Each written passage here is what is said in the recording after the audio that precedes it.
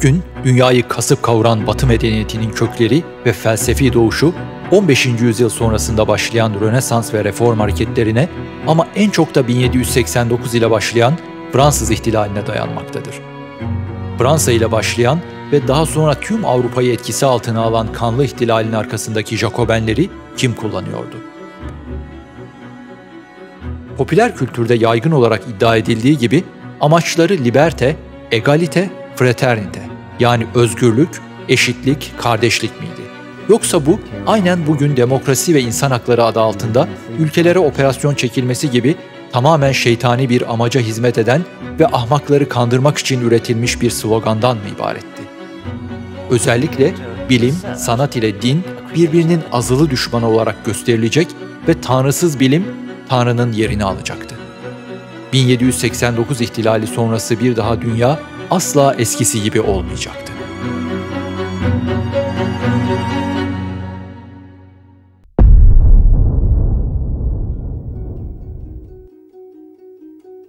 Batı'daki bilimsel geri kalmışlık ve çürümüşlük 15. yüzyıl öncesi yüzyıllar boyunca sürdü.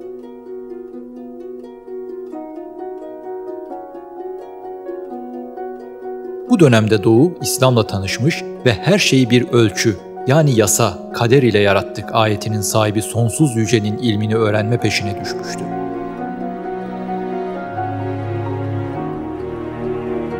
Bu sebeple matematik, tıp ve astronomi başta olmak üzere tüm bilimsel alanlarda altın çağını yaşıyordu.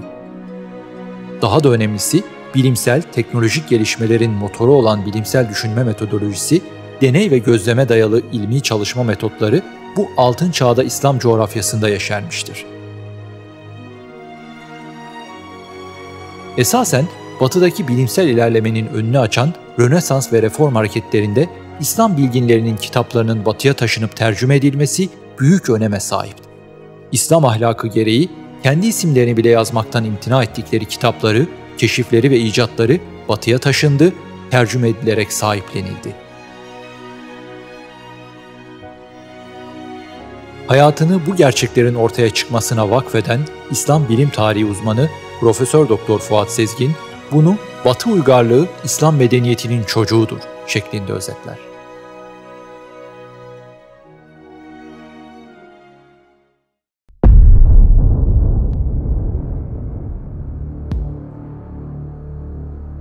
Rönesans ve Reform ile başlayıp Fransız ihtilali ile Avrupa'da devam eden hareketlilik ne bilimsel gelişmenin önünü açmak ne de iddia edildiği gibi özgürlük, eşitlik ve kardeşlik getirmek içindi. Esasında Avrupa'daki güçlü monarşik yönetimlerin yıkılıp otoritenin el değiştirmesi amaçlanmıştı. Artık Avrupa'da yönetim, iblisin sağ koluyla besleyip büyüttüğü Engizisyon mahkemelerinin sahibi, kilise ve kralların değil, iblisin sol kolu olan panteist ve okült Masonik Illuminati çetesinin eline geçiyordu.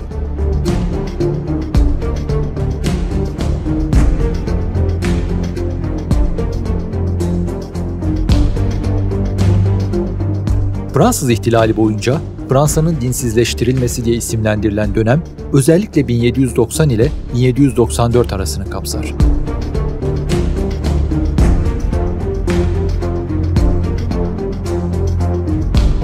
Bu tamamen organize bir hareketti ve kaynaklara göre amacı Hristiyan din geleneğini ve daha da önemlisi dinin kendisini yok etmekti.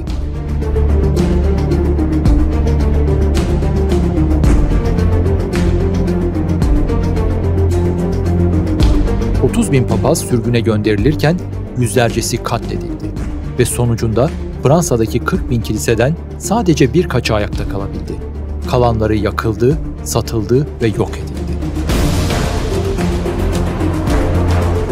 Nance'da devrimci Jean-Baptiste Carrier, çoğu papazlar, kadınlar ve çocuklardan oluşan 4.000 sivili Loire nehrinde boğarak öldürttü. Toplu katliamlar sebebiyle bu döneme terör devri de denilmektedir. Dahası devrim sonucu ortaya çıkan yaklaşık 10 yıllık kargaşa ortamında ölenlerin sayısı neredeyse 1,5 milyonu buldu. Fransız papaz Augustin Barruel, Fransız ihtilalinden İngiltere'ye kaçmayı başarmıştı. 1799 yılında ihtilal hakkındaki tanıklığını Jacobenizmin Tarihi isimli bir kitap olarak yayınladı. Barruel'in tanıklığını kendi kitabından aktaralım. Esasen devrim 3 komplocu grup üzerinde yükselmiştir.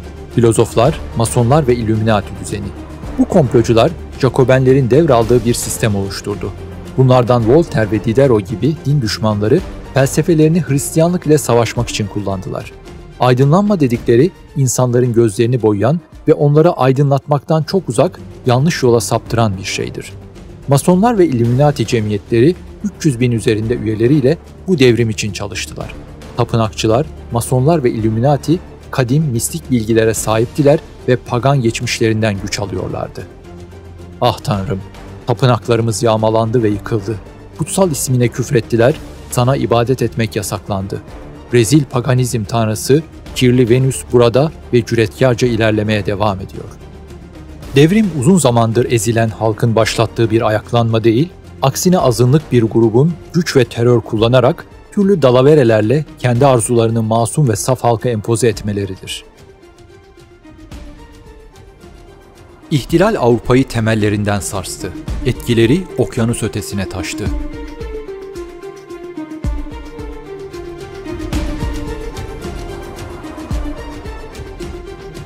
İnsan hakları, hümanizm ve sözde erdem toplumu oluşturmak adına korkunç bir kıyım yapıldı.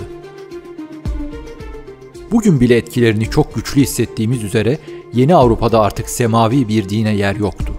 Fransız ihtilalinden sonra bilimin Tanrı inancından tamamen arındırılması kampanyası başladı. Tanrısız bilim yeni çağın dini olacaktı.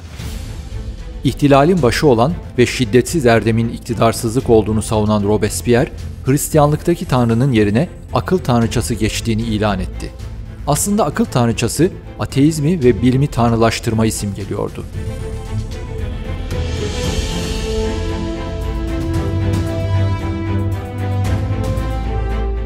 ...1794 yılında katliama bir gün ara verildiğinde devrimciler Yüce Varlık Festivali'ni kutladılar. Aslında bu sözde yüce varlık, masonluktaki her şeyi gören gözle aynı varlık, yani iblisti. Fransa'da aydınlanma ve pozitivizm adına gerçekleştirilen cinayetler için Manş Denizi'nin ötesinde, İngiltere'de, o tarihte yayınlanan London Times gazetesinde şu yorum yapılıyordu. İnsan hakkı dedikleri bu mu? İnsan doğasının özgürlüğü dedikleri bu mu? Afrika ormanlarındaki 4 ayaklı canavarlar bile Paris'teki hayvanlardan daha insaf sahibidir. Sloganları özgürlük, eşitlik, kardeşlik idi. Sonuç ise masonik küresel güç hegemonyası, katliamlar ve dinsizlik oldu.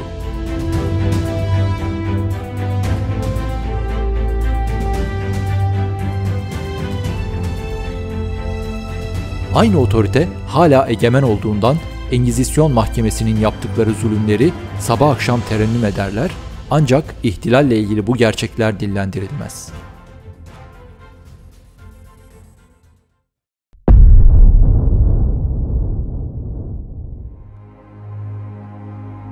Avrupa'da başlayan reform ve ihtilal hareketleri sonucunda egemen irade peyderpey küresel elitlerin eline geçti.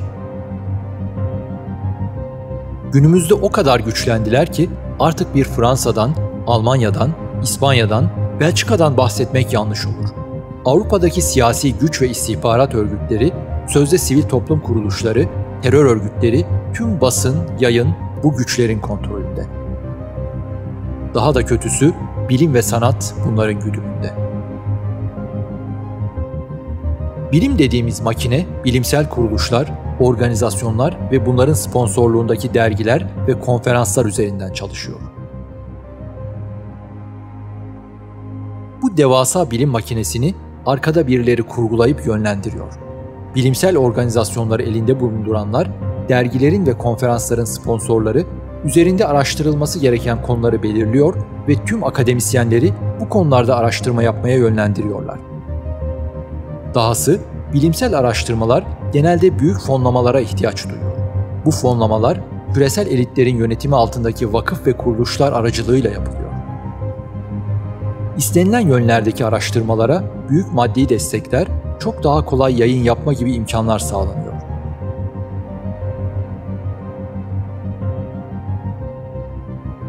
İdeolojik açıdan öneme sahip olmayan konularda özgür bir araştırma ortamı var gibi gözüküyor, ancak bazı hassas konularda bilim makinesi araştırmacıyı ezecek ve sistem dışına atacak kadar acımasızlaşıyor.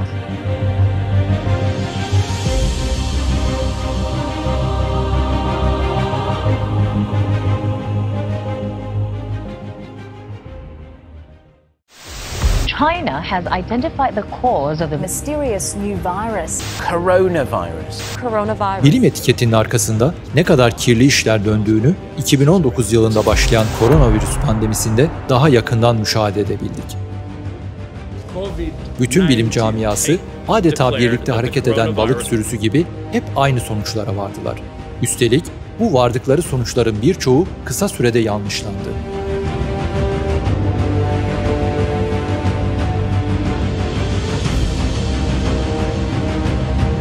Devasa bir teknoloji şirketi sahibi olan Bill Gates, küresel gücün pandemi bakanı gibi çalıştı. Seneler önce pandemiyi haber vermesi bir yana, pandemideki neredeyse tüm stratejilerin planlayıcısı durumundaydı. But you don't have a choice. People act like you have a choice. Normalcy only returns when we've largely vaccinated the entire global population. DSO ve CDC gibi küresel güç kontrolündeki kurumlar dünya çapında büyük bir baskı ve korku iklimi oluşturdu. Ellerindeki basın gücünün de bunda katkısı çok büyük oldu. Arkalarına sözde bilim tanrıçasını almışlardı ve onlara karşı hiç kimsenin bir itirazı olamazdı. Kısa sürede daha önce hiç denenmemiş ve normalde testleri senelerce sürmesi gereken aşıları piyasaya sürdüler. Üstelik sonuçlarının ne olacağı bile kestirilemeyen, daha önce hiç kullanılmamış mRNA teknolojisini kullandılar.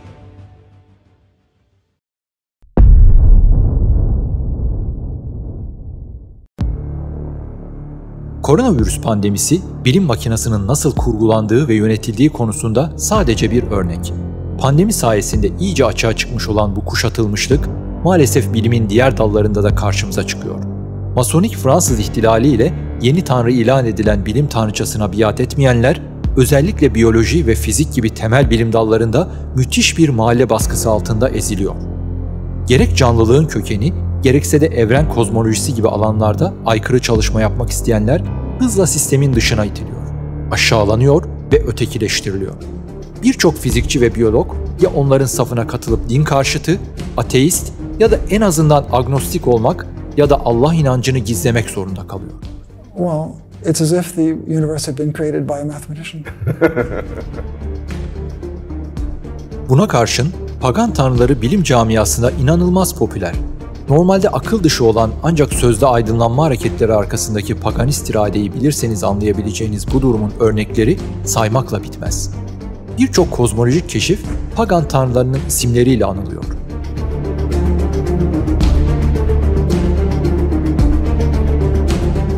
Bugün parçacık çarpıştırıcısı CERN'de Hint tanrısı Shiva'nın 2 metrelik bir heykeli bulunuyor. Sonuç olarak günümüzde birçok bilim dalı gerçek tanrının tümüyle dışlandığı, aşırı baskıcı ve tek tip anlayışı hakim kılan küresel elitlerin hegemonyası altında.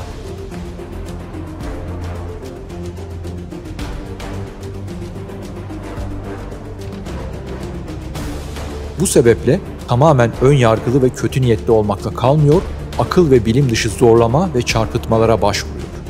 Bu sebeple de aşamadıkları tüm problemlerin yegane çözümü olan tüm ilmin yaratıcısı ve sahibi sonsuz yüce Allah'ı kabullenmek bir yana, asla kazanamayacağı halde bitmek bilmeyen hırsla adeta sonsuz yüce Allah'ı yok saymak için savaş veriyor. Bir sonraki bölümde Rönesans ve Reform hareketleriyle güçlenen ve bilim dünyasında adeta fikirsel bir terör estiren pozitivizmin çöküşüne değineceğiz. Pozitivizm, yani tüm gerçeklere sadece bilimle ulaşılacağı ve bilimle ulaşabileceğimizin ötesinde hiçbir gerçeklik olmadığı inancı.